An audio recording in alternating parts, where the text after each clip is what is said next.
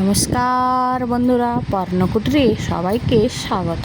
আজকে আমি বানাবো পাঁচ মিশালি সবজি দিয়ে একটা ঘ্যাঁট। এই ঘ্যাঁটের জন্য বানানোর জন্য আমি এখানে নিয়ে নিয়েছি কচু, কুমড়ো, পুঁই শাক আর আলুটা আমি এখানে সমস্ত সবজি কেটে, আলুকে আমি ডুমো ডুমো করে কেটে নিয়েছি এবং সমস্ত সবজি একসাথে রান্না করবো বলে সব একসাথে ধুয়ে পরিষ্কার করে রেখে নিয়েছি।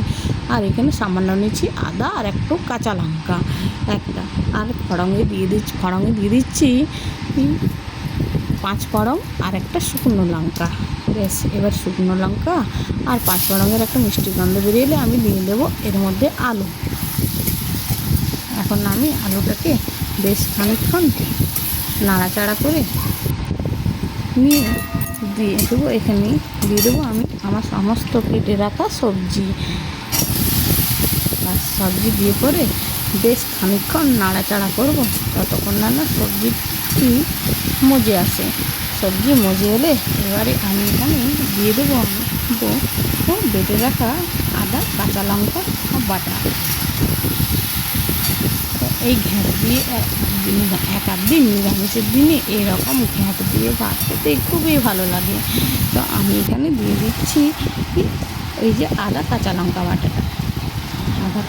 বাটা দিয়ে আর একটুখানি কষাবো কেননা আদার কাঁচা গন্ধ চলে যায়। আর এখানে আমি নিয়ে নিচ্ছি সামান্য পরিমাণে মশলা, একটু জিরে গুঁড়ো আর একটু কাশ্মীরি লঙ্কার গুঁড়ো আর স্বাদ মতো নুন আর হলুদ। ব্যাস, এবারে আমি এগুলো একটু দিয়ে দেবো। এবারে দিয়ে পরে বেশ খানিকক্ষণ সবজি কষাবো। আর একটু কড়াতে যেসে লেগে না যায় ওই জন্য একটু জল দিয়ে দিচ্ছি। এই অবশিষ্ট মশলাটা যেটা লেগেছিলো ওটার মধ্যে একটু জল দিয়ে ধুয়ে দিয়ে দিয়েছি। ব্যাস, এবারে সমস্ত সবজি ভালোভাবে কষাবো এবং কষানো হয়ে গেলে আমি এখানে দিয়ে দেবো এবারে পরিমাণ মতো জল। সবজি আমার কষানো হয়ে গেছে, এবারে আমি দিয়ে দেবো জল।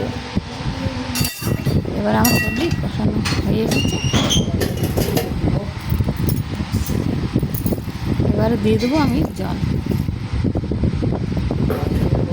এবারে জল দিয়ে আমার 5 মিনিট অপেক্ষা করবো সবজি সিদ্ধ হয়ে যাওয়া পর্যন্ত। এখানে আমি একটুখানি আখের গুড় দিয়ে দিচ্ছি, কারণ এই নিরামিষ রান্না একটু মিষ্টি মিষ্টি হলে বেশ ভালো লাগে। আপনারাও চাইলে দিতেও পারে আবার নাও পারে। এখানে আমার ঘ্যাঁট তৈরি হয়ে গেছে। তো দেখতে পাচ্ছেন আমার ঘ্যাঁট কীরকমভাবে হয়েছে। তো এইরকম নিরামিষের দিনে এক আধ দিন এরকম ঘ্যাঁট দিয়ে ভাত খেয়ে দেখবেন, খুব সুন্দর লাগে।